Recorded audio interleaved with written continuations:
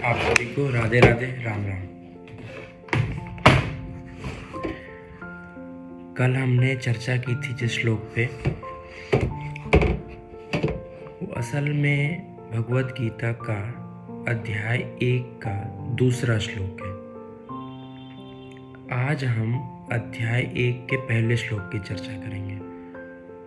उसको मैंने अध्याय 1 के दूसरे श्लोक को पहले इसलिए स्टार्ट किया क्योंकि उसमें दुर्योधन को मोह से उसकी तुलना की गई है और उसकी बेसिक अंडरस्टैंडिंग ज़रूरी थी। अब हम स्टार्ट करते हैं जहाँ से भगवत गीता स्टार्ट होती है, यानी कि पहला श्लोक। इसको मैं अध्याय 1 श्लोक 2 के नाम से अपलोड करूँगा, लेकिन दिस इज़ द फर्स्ट श्लोक। ये कहता है, धर्म क्षेत्रे कुरुक्षेत्रे समवेता युयुत्सव मामकाः पांडवाश्चैव किम कुर्वत संजय। तो इसमें धृतराष्ट्र यानी कि दुर्योधन के पिता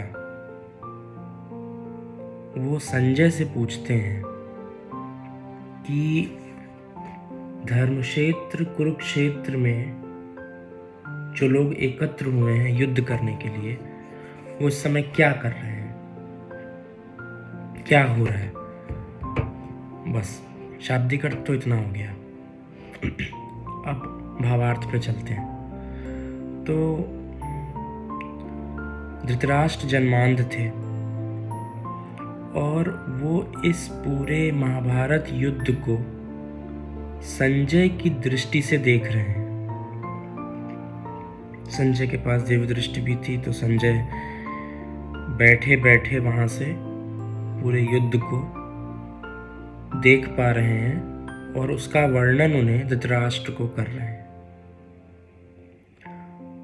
एक तो ये स्वरूप हो गया। दूसरा स्वरूप क्या है कि धृतराष्ट्र को हम अज्ञानता से तुलना कर सकते हैं और संजय को एक संयमित पुरुष से।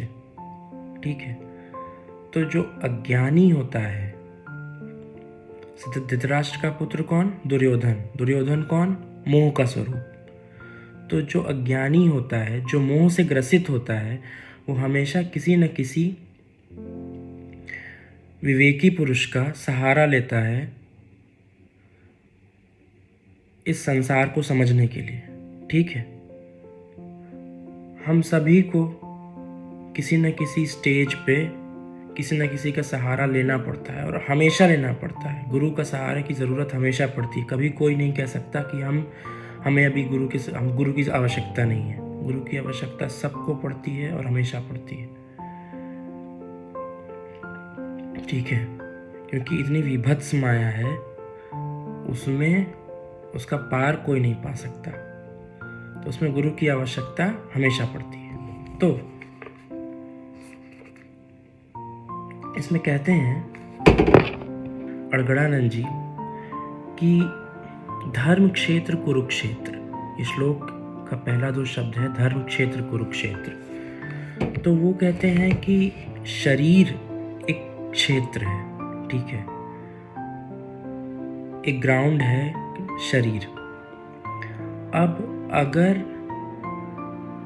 ये हमारी इंद्रियों से चल रहा है, मतलब हमारे कंट्रोल में हमारे सेंसेस नहीं है, हमारे 5 सेंसेस यानी कि देखना, सुनना, सूंघना, टेस्ट करना और सेंस ऑफ टच, अगर ये 5 इंद्रियां हमारे कंट्रोल में नहीं है और हमारा जो भी कुछ प्रोसेस हो रहा है, जो भी कुछ कार्य हम कर रहे हैं, ये इनसे ऑटोमेटिकली हो रहा है, हम अपने आप को अपने कंट्रोल में नहीं रख सकते, तो फिर ये कुरुक्षेत्र हो जाएगा। और अगर हम अपने विवेक से अपनी इंद्रियों को कंट्रोल कर रहे हैं, प्रॉपरली सही रास्ते पे चल रहे हैं, तो ये धर्म क्षेत्र है। कुरुक्षेत्र क्या है? कुरु मीन्स करो, कर्म। ठीक है, तो वो इंद्रियों द्वारा रेगुलेटेड कर्म है। मतलब कि बस करो करो करो, करते जाओ, काम को करते जाओ, कोई सोचना नहीं, दिमाग नहीं लगाना और धर्म क्षेत्र क्या है? काम को करना है लेकिन सोच समझ के विवेक से करना है। ठीक है, तो पांडवों के लिए वो धर्म क्षेत्र था, वो अपने धर्म की लड़ाई लड़ रहे थे, लेकिन कौरवों के लिए वो कुरुक्षेत्र था। क्यों?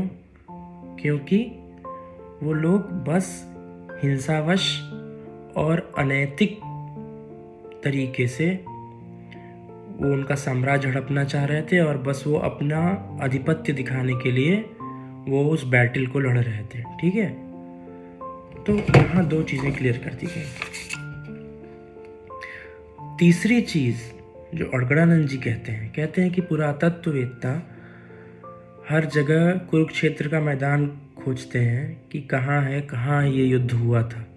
ठीक है, लेकिन अब वो एक आगे के श्लोक को कोट करते हैं और कहते हैं, आगे चल के भगवान गीता में बताते हैं, एक लाइन आती है कि इदम शरीरम कौन्तेय क्षेत्रमित्य विधीयते, कि अर्जुन ये शरीर ही तुम्हारा क्षेत्र है। ठीक है, ये शरीर ही क्षेत्र है और जो इस क्षेत्र को समझ जाता है उसी को क्षेत्र का ज्ञानी कहते हैं, यानी कि क्षेत्रज्ञ कहते हैं। ठीक है, अब इस शरीर में क्या है? शरीर की जो इंद्रियां हैं, जिसे कहते हैं रूप, रस, गंध, शब्द, स्पर्श, ये तो 5 ज्ञानेंद्रियां हैं, और मन, बुद्धि, चित्त, अहंकार। ठीक है, मन, बुद्धि, चित्त, अहंकार। तो वो कहते हैं कि ये शरीर ही तुम्हारा अखाड़ा है, इसी में पॉजिटिव फोर्सेस भी हैं, नेगेटिव फोर्सेस भी हैं। ठीक है, सवाल बस इस बात का है कि हम किस फोर्स से अपने आप को ओवर पावर होने देते हैं। ठीक है ना, तो हम अपने शरीर को, अपनी लाइफ को किससे इन्फ्लुएंस होने देते हैं, और उसे हमारी चॉइस के ऊपर डिपेंड करता है कि हम अपनी लाइफ को धर्म क्षेत्र बनाते हैं या कुरुक्षेत्र बनाते हैं। कुरुक्षेत्र बनाएंगे तो हार और जीत दोनों संभव है, धर्म क्षेत्र बनाएंगे तो जीत निश्चित है। ठीक है, उसके बाद 2 बातें थी यहाँ पे जानने लायक इस श्लोक में।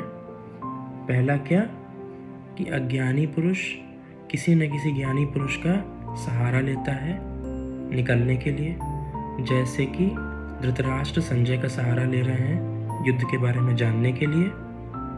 इसमें उनका मोह क्या है? दुर्योधन। और दूसरा कि हमारा शरीर ही हमारा क्षेत्र है। अगर हम